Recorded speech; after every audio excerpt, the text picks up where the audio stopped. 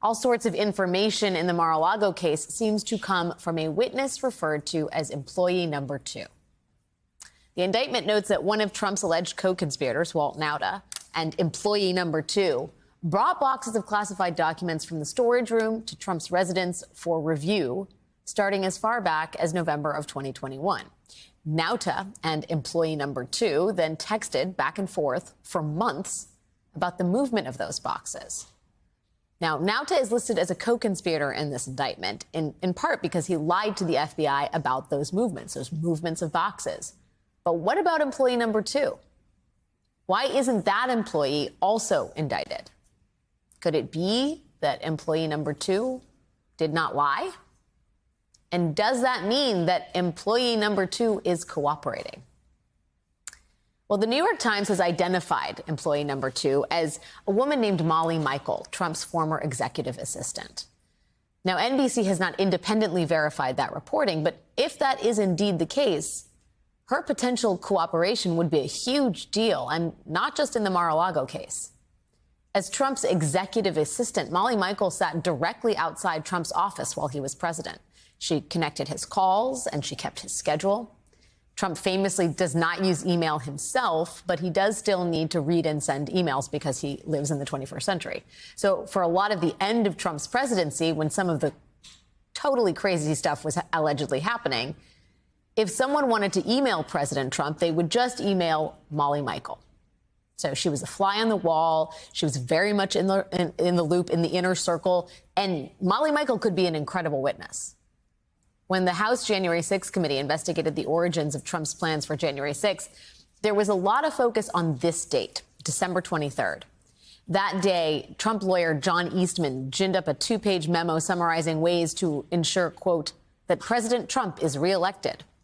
And in that memo, Eastman suggested that Vice President Pence could simply refuse to count the Electoral College votes from 7 states.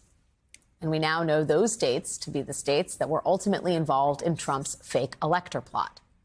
That was an important memo in terms of this plot. Eastman's thinking was that eliminating those 7 states would take enough Electoral College votes off the table that Pence could then just gavel in Trump as reelected. Well, the same day that Eastman cooked up that plan, December 23rd, that same day, John Eastman sent an email to Molly Michael. Quote, is the president available for a very quick call today at some point? Just want to update him on our overall strategic thinking. 5 minutes later, Mr. Eastman got a call from the White House switchboard, a call that lasted 23 minutes. Molly Michael could be a heck of a potential witness. And that would be a new development because Ms. Michael did not seem to be the most helpful witness in the House January 6th committee's investigation. In reference to the actual day of January 6th, Molly Michael was present in the Oval Office for the afternoon that day, but the committee seemed to note with some frustration that she claimed not to remember nearly anything from one of the most memorable days in recent American history. And Molly Michael's testimony to the committee is filled with, I do not recalls. I'm not sure I recall. I do not specifically recall. Her lawyers during that investigation were from former Trump lawyer Mark Kazowitz's law firm. We do not know if that means that Trump and his organizations were paying Molly Michael's legal bills, and we don't know if he is paying them now. But if Molly Michael is indeed employee number 2 and she is talking, what could that portend for both of Jack Smith's investigations?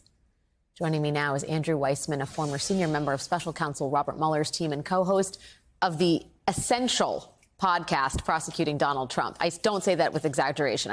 I'm like, when is a new episode coming out? I need to know what I need to be thinking Today. about. Well, that's a great promo. Andrew, I mean, there's so much we don't know about employee number 2. But just hypothetically, if Jack Smith has someone like Molly Michael, who is employee number 2, could he feasibly use that person if they are cooperating in both investigations? Is that done? Yeah, well, absolutely. So there are people who could have information that's relevant to the January 6th case and what led up to that. And they could also have information that's relevant to the documents case. So, for instance, Mark Meadows, he presumably would have sort of the keys to the kingdom. And so you definitely could have a cooperator who has information on both. You would definitely need to be fully cooperating. You can't just be like, I'm going to tell you the truth about this and not that. That makes the person completely unusable, and they may have their own exposure, meaning they could be prosecuted. What strikes me about employee number 2 is how deep the federal investigators have penetrated into the inner sanctum of Trump world, and not just with the names that we know, right? Not just the Mark Meadows and the Rudy Giuliani's, right, but with these aides, these sort of flies on the wall, the people in the background that were there that were literally sending emails on behalf of the president. I mean, that to me seems like a wealth of information that is going to be critical in proving their overall case. So this is pretty typical in a white-collar case. You have people who are sort of senior people, and there are lots of people around them. And that's, as a prosecutor, that's where you go. You start there. And those people, presumably some of them, may tell you the truth because they're concerned about their own exposures. Some maybe like Cassidy Hutchinson, which is they were brought up well, which is they believe in the mirror test, which is going home and being able to look at yourself in the mirror.